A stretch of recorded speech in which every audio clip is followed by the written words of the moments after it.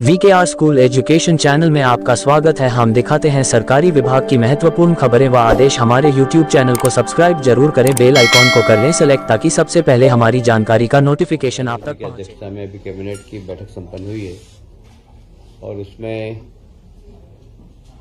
कुछ future planning भी हुई है, कुछ वर्तमान समय में जो प्रोजेक्ट चल रहे हैं उनकी भी स्वीकृति मिली है।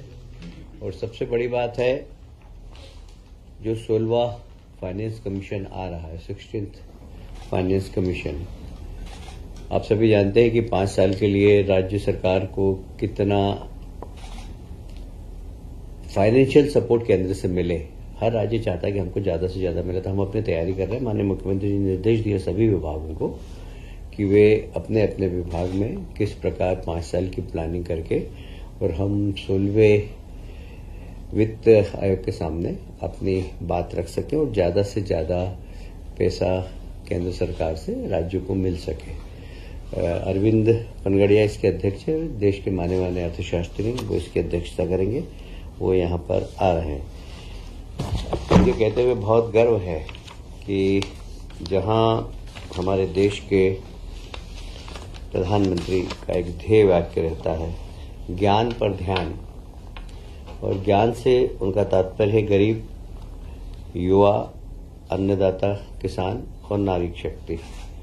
तो ये ज्ञान से ध्यान पे हमारी सरकार ने शुरुआत प्रारंभ कर दी है। माननीय मुख्यमंत्री जी के निर्देश पर हम युवाओं को एक नई दिशा, उनके कौशल का सही उपयोग, उनकी आर्थिक स्थिति सही हो, उनको गुणवत्ता वाली शिक्षा मिले, अच्छा स्किल डेवलपमेंट हो, इस दिशा में एक समेकित तकनीकी शिक्षा विभाग, कौशल विभाग, कौशल और रोजगार विभाग तथा युवा खेल कल्याण विभाग, तीनों विभाग मिलकर और स्वामी विवेकानंद जयंती पर स्वामी विवेकानंद युवा शक्ति मिशन प्रारंभ करने वाले हैं।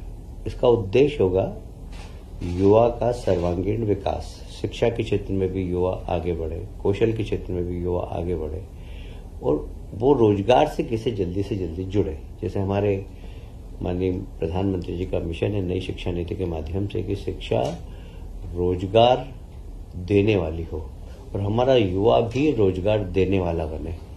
तो इसी को ध्यान में रखते हुए स्वामी विवेकानंद युवा शक्ति मिशन प्रारंभ करने वाले हम 12 तारीख को। इसमें सभी विभागों से बाकी इसके सदस्य रहेंगे, पर मूल रूप से तकनीकी शिक्षा, कौशल विभाग, रोजगार विभाग और युवा कल्याण विभाग इसको हेड करेंगे और ये सब मिलकर और सब विभागों से तालमेल करके हम सिर्फ युवाओं को फोकस करेंगे। कुल मिलाकर युवाओं का आत्मविश्वास बढ़ाना मध्य प्रदेश के अंदर। देखिए, आज भारत देश का सबसे युवा, दुनिया का सबसे युवा देश कहलाता है।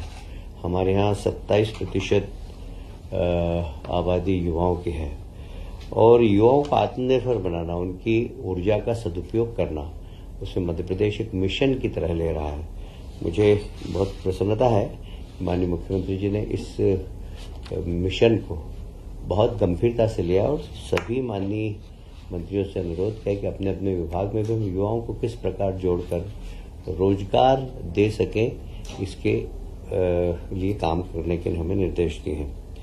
जैसे अब प्रतिस्पर्धा की तैयारी करना, तो तैयारी करने के लिए हमने अनुसूचित जाति और जनजाति के बच्चों के लिए कोचिंग क्लास तो हमने चलाई थी, पर फिर भी कुछ सिलेक्टिव ऐसे गरीब विद्यार्थी हों, चाहे वो अनुसूचित जाति जनजाति के नहीं हो, वे यदि प्रतिस्पर्धा में भाग लेना चाहें और उन्हें कोचिंग की आवश्यकता है तो सरकार वो भी उपलब्ध कराएगी।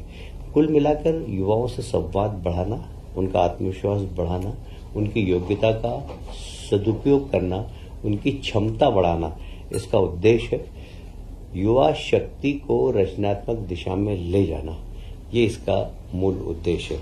मैं समझता हूं कि हम इस मिशन के लिए सरकार बिल्कुल जहां वित्त की व्यवस्था करना होगी वो वित्त की व्यवस्था भी हम करेंगे। एक और आज महत्वपूर्ण निर्णय लिया, जैसे हमारे देश के प्रधानमंत्री हमेशा कहते हैं कि किसानों की आय दुगनी करना। तो किसानों से संबंधित जितने भी उपक्रम है, चाहे वो दूध उत्पादन का हो, चाहे मछली उत्पादन का हो, इन सब को हम कैसे वृद्धि कर सके। तो एक बहुत ही क्रांतिकारी निर्णय मध्य प्रदेश की सरकार ने लिया है। Madhya Pradesh state cooperative dairy federation और राष्ट्रीय डेयरी विकास बोर्ड, इसके बीच में एक अनुबंध हम कर रहे हैं और सारी दूध के उत्पादन, दूध का परिवहन, दूध का चिलिंग, दूध की प्रोसेसिंग, दूध की पैकिंग और मार्केटिंग, ये सब अभी किसान करता है। अभी हमारे यहाँ दूध डेयरी भी है और निश्चित रूप से जिस क्षमता के साथ चलना चाहिए उस क्षमता के साथ नहीं चल पा रही है। हम फोकस करेंगे इसमें प्रोफेशनल लोगों को भी जोड़कर, कैसे हमारा सांची ब्रांड है वह सारे देश में अपनी पहचान बना सके। इसके लिए हम लोग बहुत डेडिकेटेड रूप से काम करेंगे, क्योंकि यह किसान की आमदनी बढ़ाने का एक बहुत बड़ा उपक्रम हो सकता है। साथ ही युवा लोगों को रोजगार सृजन करने का भी एक बहुत बड़ा अवसर हो सकता है। तो इसमें हम कलेक्शन सेंटर की क्षमता बढ़ाएंगे, कलेक्शन सेंटर की संख्या बढ़ाएंगे, जो पशुधन है वो ठीक नस्ल के किसान खरीदे। किसान को खरीदने के लिए कोऑपरेटिव सेक्टर के माध्यम से हम लोन दिलवाएंगे। प्रत्येक गांव के अंदर हमारे केंद्रीय सहकारिता मंत्री ने कहा है कि हर गांव के अंदर एक सहकारी समिति होना चाहिए। हमारे यहाँ 53,000 गांव है, सब में सहकारी समिति बने, जिसमें दूध उत्पादन सहकारी समिति भी बने। तो हर गांव के अंदर दूध का उत्पादन हो, अच्छी नस्ल के जानवर पहुंचे, उन जानवरों को खरीदने के लिए कोऑपरेटिव सेक्टर से लोन मिले, उनका दूध समय पर खरीदा जाए, उस स्थान पर जो चिलिंग प्लांट हो वह परिवहन करके प्रोसेसिंग के स्थान पर ले जाएं। ये सब इस समेकित व्यवस्था हम कर रहे हैं और इससे निश्चित रूप से किसानों की आय भी बढ़ेगी और सहकारिता क्षेत्र मजबूत होगा और रोजगार के नए अवसर भी हमें प्राप्त होंगे। मुझे ये कहते हुए बहुत गर्व है कि अगले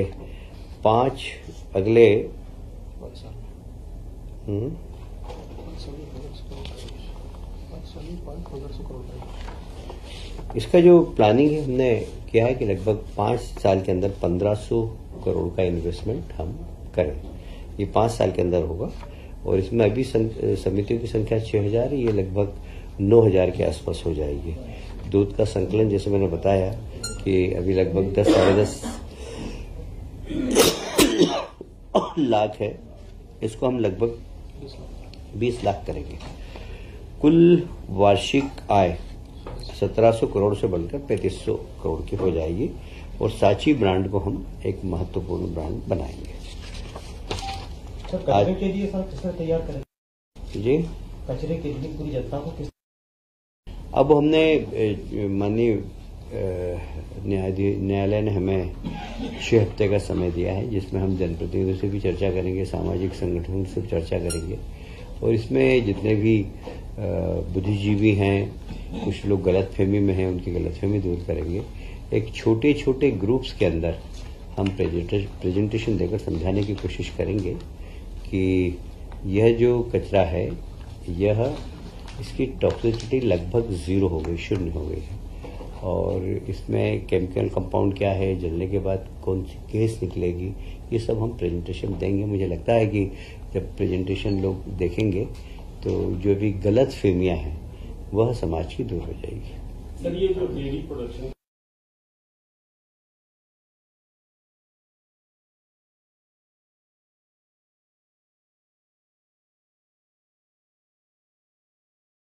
समेकित प्लान है बिल्कुल। गोबर का कलेक्शन, गोबर से खाद बनाना, फिर उसके बाद ऑर्गेनिक फार्मिंग को प्रमोट करना, ऑर्गेनिक उत्पादन को प्रमोट करना, ये सब इससे जुड़ा हुआ है पूरा। क्या किसानों से गोबर भी खरीदा जाएगा सर? कुछ ऐसा प्लान है? अभी खरीदना तो नहीं, पर उसकी खाद कैसे बनाना, इसके लिए हम किसानों को प्रशिक्षित करेंगे और उनसे कहेंगे कि आप ऑर्गेनिक फार्मिंग करें और ऑर्गेनिक उत्पादन को ठीक मार्केट मिले, इसके लिए सरकार जरूर चिंतन करेगी।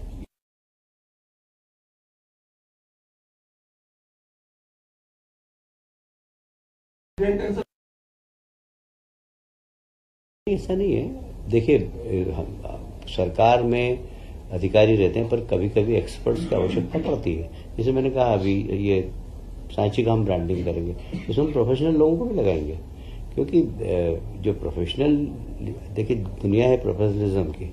आप अच्छा काम करते हैं, पर आप बहुत अच्छा काम करने के लिए उस क्षेत्र में यदि अच्छे लोगों को लाएंगे तो बहुत अच्छा काम हो जाए। काम तो हो ही जाता है, काम रुकता नहीं है, पर हमको उत्कृष्ट काम करना है तो उत्कृष्ट लोगों को चयन करके और लगाना पड़ता है।